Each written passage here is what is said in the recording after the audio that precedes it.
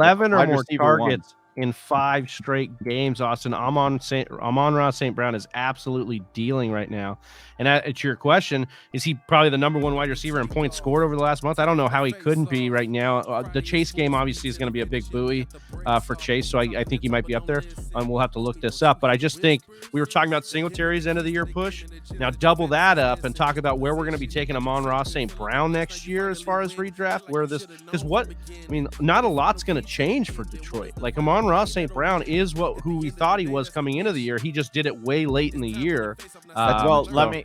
Take a quick second on this one. Yeah, I like this. Yeah, let me, because here I do have a really a serious question on this. Right here. I have a buddy who he was showing me his Dynasty lineup last weekend, and he has Amon was one of the guys that he had drafted last year, and popped off and is really kind of and he said something to me that was I didn't expect it, but then it got me thinking. And he's like, "What are your thoughts on trading Amon this offseason due to the fact that he has blown up so much and now people are excited about him, and the fact that he's doing this with Swift injured and Hawkinson injured, so he is getting all those targets right now because nobody else is there. So, but it's not to say that I think he's a terrible person, a terrible football player, or he's not going to be good. But what do you guys think about possibly taking what we've seen over, because he is, he's been a top 12 for sure. I know that. I've seen that stat. He's definitely been a top 12 over the last month. I can't tell you exactly. I want to say it was like top 8. So it's like his value right now. Do you think he's ever going to be a top 8 wide receiver again during a stretch? No, but I don't think you're going to have to draft him there. That's the point. I'm not talking about redraft. I'm talking about if you are in Dynasty, are you looking, is this the time? Is it a smart move? Because when he said that to me, I was like, honestly, that's not a if you pair him with another player, you can get a really nice piece for your Dynasty roster. Or do you really believe that this is going to be what he's like moving forward, and he could be a top 15 receiver from here on out?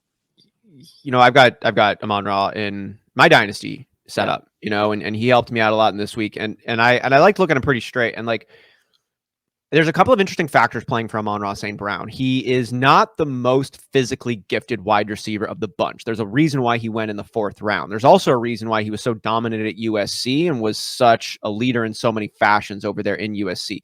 If you look at this guy's pedigree in terms of the family he comes from and what their values had been and how diligent they were, his dad's a former Mr. Universe. His mom, like, they're all very accomplished people. They grew these kids in like a lab type of setting.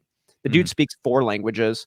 They're all named after Egyptian gods. Like, it's a very, very thoughtful construction to these kids' lives, and it's like it's hit. It seems like it's pretty natural. It's not all the way like Equanimeous St. Brown. He's like been a cut candidate for the Packers, but then he stays around. He does what he does. Amon Ra's kicking ass. He looks good, but I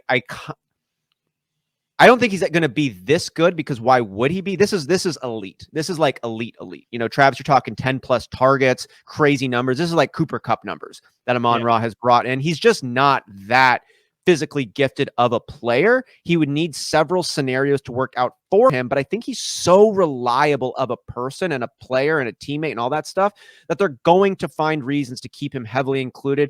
I see like a Julian Edelman type, where this guy is going to have these stretches where he's heavily leaned on, gets it done, but you're still looking to bring in a Randy Moss, like, if you can, you know what I mean? But you have him there. He's super reliable. You can go to him at any point in time. He's an overachiever, but if you can get somebody who's like a physical freak, that's what you'd want to find there as well. So I think he's a better Golden Tate. I think he's a Julian Edelman. I think he's going to be a really strong, consistent play, especially in PPR. But to Johnny's question, if you could get like a real wide receiver one who's in a similar role but more physically gifted, I would put serious consideration into going that direction. Like, because in this example, he had also Zeke on his Dynasty roster, and he's like, I'm thinking about pairing Zeke and Amon and trying to get a pick and then a really good player. And I was like, I think you could definitely do that. And because look at this, when you talk about, real quick, I know we want to move on, but basically up until that Chicago game, so we know that was when Swift went out, right? And Hawkinson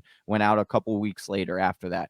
But basically before that, when Swift and Hawkinson were on the field, Amon didn't, even in a half PPR league, he didn't eclipse more than 10 fantasy points all season. And then after Swift came out and then Hawkinson, that is when he really started to see his targets go from, 4 to 6 a game with a high of 8 targets to all of a sudden now he's getting 12. There's a ton of variables here, though, too, that come into play. It's not just the fact that those guys were out. It's also the fact that there is a real rookie learning curve here, too, especially for a guy that's drafted in the 4th round, as Austin said. So, that's something that's going to happen here.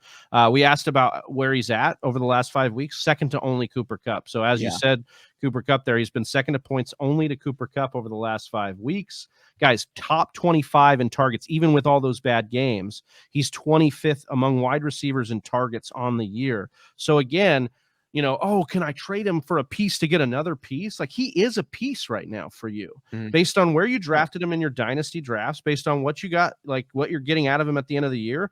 This is part of draft and develop. Now, if you could go and get something, for sure, the hypotheticals that we have, like we could go and try and get something else. I think, we have to weigh that at each cost, but sometimes you have to just see that you've got somebody that hit and did what he was supposed to do and kind of see where that goes as well too. Like, it can't always just be like, how do I sell high on this guy right now? Like, sometimes you just have to sometimes it's about the deals you don't make, and hanging on to the players that are good and showing you enough right now.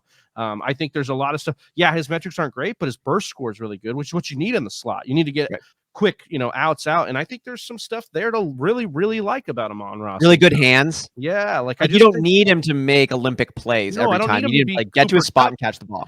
I just need him to be peppered with targets. And there's two conflicting things here. Like, Detroit by nature has always done the stupid thing, like drafting Eric Ebron really high and like doing these, dumb things like that they don't necessarily need. So if their logic with Dan Campbell, I like Dan Campbell. I think he's got these guys playing hard.